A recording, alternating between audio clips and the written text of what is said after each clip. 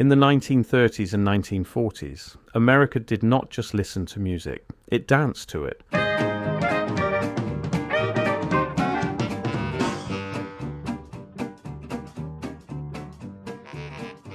This was the swing era, a time when huge dance ballrooms and crowded nightclubs were the beating heart of nightlife across the United States. Certain rooms became almost as famous as the musicians who played them.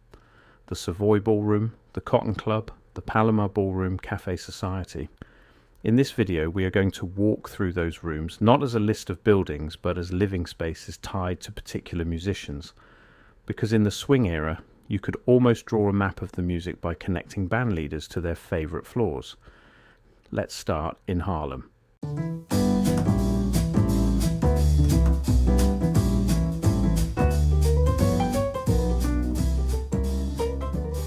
We start where the swing era had its deepest roots, uptown in Harlem. The Savoy Ballroom opened in 1926, stretching an entire city block along Lenox Avenue between 141st and 141st Streets. It could hold around 3,000 people with a sprung wooden floor built to absorb the punishment of non-stop dancing, and two bandstands set at opposite ends of the hall so that one orchestra could pick up the moment another left off. They called it the home of happy feet, and they meant it. The Savoy was ground zero for the Lindy Hop, the acrobatic improvisational partner dance that became the physical language of swing. But if the Lindy Hop was the body of the Savoy, the music was its heartbeat, and one man controlled that heartbeat more than anyone else. Chick Webb, a small man with a towering sound. Webb was a drummer and band leader who made the Savoy his permanent home through much of the 1930s. He led a big band that was tight, ferocious, and built from the ground up to move a dance floor. Where other leaders waved batons, Webb drove his band from behind the kit, pushing tempos, cracking rim shots, and daring the dancers to keep up. He became known as the King of the Savoy, and he defended his throne. The Savoy was famous for its Battle of the Bands contests, nights when a visiting orchestra would square off against the house band in front of thousands of dancers who voted with their feet. In 1937, Webb's band took on Benny Goodman's orchestra, Goodman already being called the King of Swing, and the Savoy crowd gave the night to Webb. He faced down Count Basie's band too. The Savoy was his house, and nobody took it from him. But Webb's greatest discovery wasn't a song or an arrangement. It was a voice. In 1935, a teenage singer named Ella Fitzgerald, fresh from winning amateur contests at the Apollo Theatre, was hired by Webb's band. She started performing with the orchestra at the Savoy, and within 2 years she was the most exciting new voice in swing. Songs like Stompin' at the Savoy turned the ballroom's name into shorthand for joy, energy, and musical brilliance. Webb mentored Fitzgerald, built arrangements around her voice, and gave her a stage that made her a star. When Webb died in 1939, he was only 30 years old. Fitzgerald took over the band for a time, carrying his legacy forward.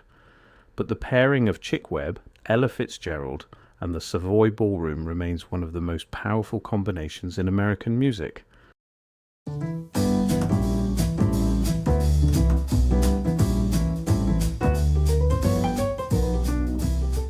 Now, walk 10 blocks north and step into a completely different universe. The Cotton Club. If the Savoy is a temple of dance, the Cotton Club is a theatre of spectacle. It is a Prohibition-era night spot where the performers are black and the audience is white and wealthy. The club enforces this division ruthlessly, and the moral stain of that policy will never wash out. But the music that comes off this stage will reshape American culture forever. Because in 1927, a man named Duke Ellington walks in. And he doesn't just play the Cotton Club, he consumes it. Ellington is hired to lead the house orchestra, and he holds that position for 4 years. During that time, he writes music specifically designed for the club's lavish stage shows, compositions full of growling brass, moaning clarinets, and harmonies so advanced that classical composers will spend decades catching up. Critics call it his jungle style. Ellington calls it his art, and radio broadcasts from the Cotton Club beam that art into millions of living rooms across the country every single night. Before the Cotton Club, Duke Ellington is a New York band leader. After the Cotton Club, he is a national institution. When Ellington moves on, the club needs a new star, and they find one in the most flamboyant human being in the history of American entertainment, Cab Calloway, a man who conducts an orchestra while dancing, who wears white suits so bright they seem to glow, who scats, shouts, and improvises call and response routines with audiences who scream right back at him. Calloway takes over a band called the Missourians, rebuilds them from the ground up, and turns his Cotton Club residency into a nightly explosion of energy that makes the room feel like it might actually catch fire. His recording of Minnie the Moocher becomes one of the biggest hits of the decade. And the Cotton Club stage, the same stage that launched Ellington, is where Calloway perfects the larger-than-life persona that makes him unforgettable. Other major artists pass through the Cotton Club, Louis Armstrong, Billie Holiday, dancers like the Nicholas Brothers. But when people say Cotton Club, the names they reach for first are almost always Duke Ellington and Cab Calloway. Two band leaders, two very different styles, one legendary room. That is the Cotton Club.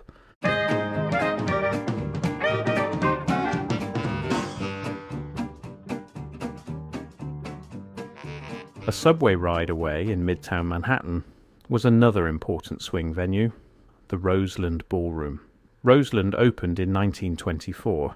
It held around 2,000 dancers and became a central dance hall for New York's Midtown scene. Compared with the Savoy's mainly black Harlem crowd, Roseland attracted a more mixed and often more white clientele. While the Savoy is tightly tied to Chick Webb, Roseland is remembered more as a rotating stage for many big bands. Duke Ellington, Count Basie, and other leading orchestras all appeared there. The ballroom's steady calendar of big names helped make it a barometer for what was popular in swing. If your band could keep Roseland's floor full, you were ready to tour the country. In Boston, a related venue, the Roseland State Ballroom, developed its own identity. There, audiences heard Duke Ellington, Count Basie, Jimmy Lunsford, Artie Shaw with Billie Holiday, Cab Calloway, Charlie Barnet, and many others. Artie Shaw's band, featuring Billie Holiday as singer in 1938, made a strong impression at Roseland State and tied Shaw's rise to that ballroom in New England swing history. So while Roseland never had a single king in the way the Savoy did, it functioned as a crucial platform. It was a place where multiple leading bands passed through, each leaving a mark on the room and its dancers.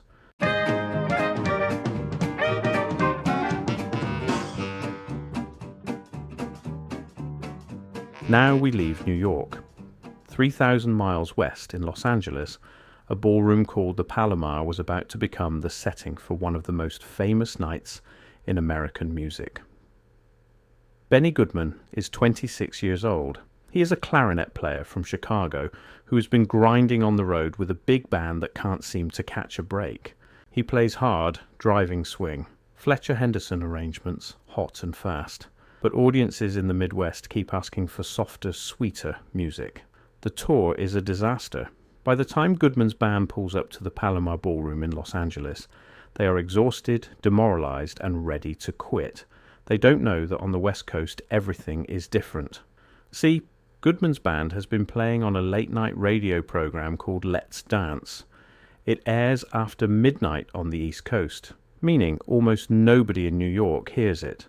But in California, that's prime time, and young listeners out west have been absorbing Goodman's hottest arrangements for months. They don't want sweet music, they want the hard stuff, and tonight they're going to get it. Early in the evening, Goodman plays it safe. Soft numbers, polite tempos, the crowd is lukewarm. Then something shifts. Goodman has had enough. He calls for the hot charts, the Fletcher Henderson arrangements, the ones that bombed in Denver and Salt Lake City, and the Palomar Ballroom detonates. The crowd surges toward the bandstand. People are screaming, dancing on chairs, climbing over each other to get closer to the stage. Goodman will later say that in that moment, standing on that stage with the clarinet in his hands and the room exploding around him, he knew. He knew the world had just changed, and he was right. Historians will call this the night the swing era truly broke loose on a national scale. The Palomar engagement becomes legendary. Radio broadcasts carry the sound to the rest of the West Coast. Goodman's orchestra, with Gene Krupa destroying the drums and Harry James blazing on trumpet, turns the Palomar into a laboratory for what swing can be when you stop playing it safe. Other bands play the Palomar. It doesn't matter. When anyone says Palomar, they mean Benny Goodman, and the night hot swing burned Los Angeles to the ground. But Goodman isn't finished, not even close, because 2.5 years later, he is going to do something that no swing musician has ever done. January 16th, 1938, New York City, Carnegie Hall. This is the most prestigious concert stage in America. This is where the New York Philharmonic plays, where the world's greatest classical soloists perform. It is a temple of high culture, velvet seats, and silence. And tonight, Benny Goodman is bringing a swing band into it. Nobody knows if this is going to work. Jazz musicians have never played Carnegie Hall. The audience is in evening gowns and tuxedos. The idea that a dance band belongs on this stage is, to many people, absurd. Goodman doesn't care. His orchestra takes the stage. Gene Krupa is on drums. Harry James is on trumpet. Guests from Count Basie's and Duke Ellington's bands are in the wings. And over the course of one unforgettable evening, they proceed to blow the roof off Carnegie Hall. The climax is a performance of Sing, Sing, Sing, a 12-minute marathon that builds and builds and builds until the entire hall is vibrating. And then, in the middle of it, something unplanned happens. Goodman turns to his pianist, Jess Stacy, and calls him to solo. Stacy, who hadn't expected to play on this number, sits up straight and delivers an improvisation so delicate, so beautiful, so utterly unexpected after the preceding thunder that the audience is stunned into silence. Then they erupt. It becomes one of the most celebrated moments in jazz history. That night, the Carnegie Hall concert is later described as the single most important jazz concert ever staged. It is swing music's official arrival, not just as entertainment, but as art. And it is Benny Goodman's name that will be carved into that moment forever. The Palomar made him a star. Carnegie Hall made him immortal.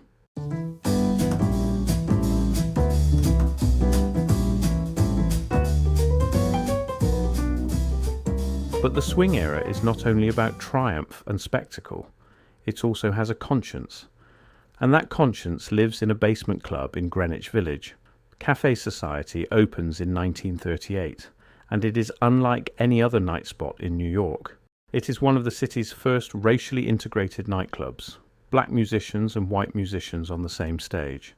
Black and white audiences at the same tables. The owner, Barney Josephson, has built this place as a deliberate rejection of everything the Cotton Club stands for. No segregation, no exoticized spectacle, just music, honesty and equality. Café Society was a listening room, not a dance hall.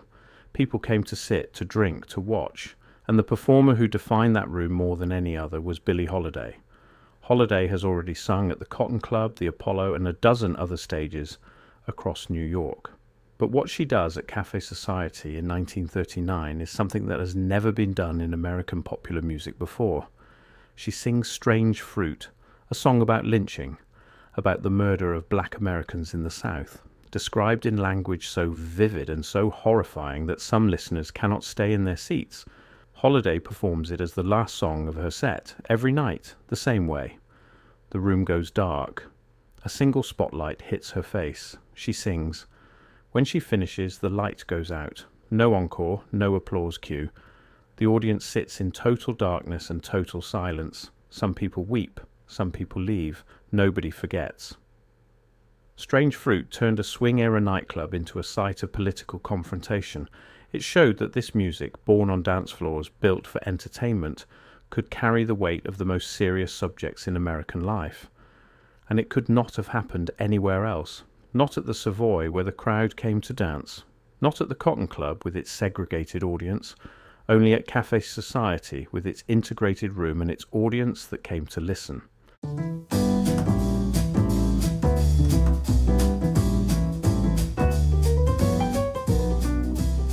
While ballrooms like the Savoy and nightclubs like the Cotton Club made the headlines, Another world of swing existed in the grand hotels of Midtown Manhattan and beyond.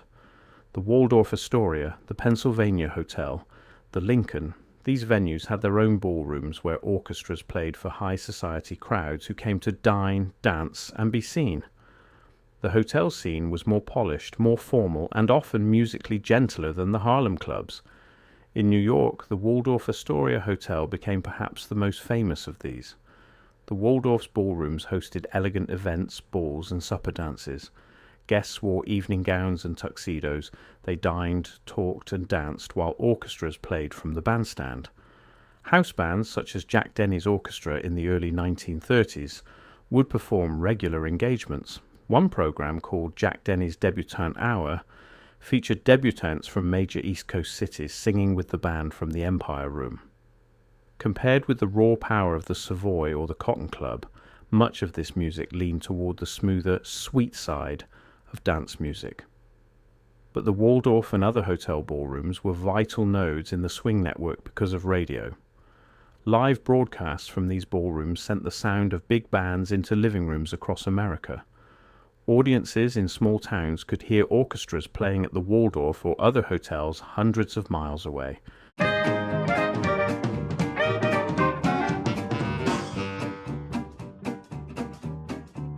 By the late 1940s, the swing era was fading. The war changed everything. Economics, tastes, the draft that pulled musicians off bandstands and into uniforms. Many of these rooms closed or changed or were torn down. The Savoy was demolished in 1958. The Palomar burned in 1939. The Cotton Club shut its doors in 1940. The swing era gave way to new styles, to bebop, to rhythm and blues, and eventually to rock and roll. But the names remain: Savoy Ballroom, Cotton Club, Café Society. Each name still carries an echo of a particular sound and a particular musician. Every recording, every surviving broadcast, every photograph of a packed dance floor is a trace of the night when a particular band walked into a room and made something unforgettable happen. The rooms are gone. The sound is still here.